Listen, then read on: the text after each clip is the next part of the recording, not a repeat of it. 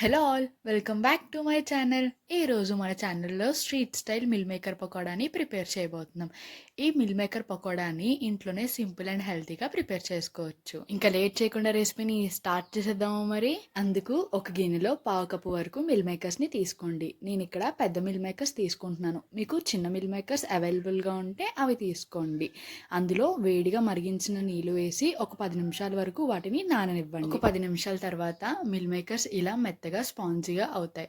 So వాటిలో ఉన్న వాటర్ని మనకి వీలైనంత గట్టిగా ప్రెస్ చేసుకుంటూ తీసుకోవాలి.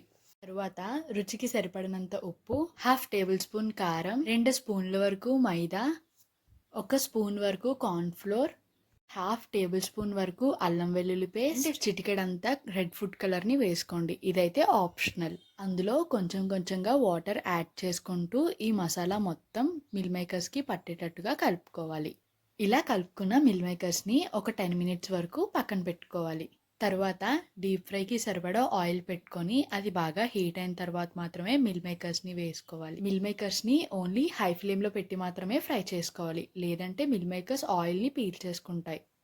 ఇలా రెడ్ అండ్ బ్రౌన్ కలర్ వచ్చాక మిల్ మేకర్స్ని తీసుకోవడమే.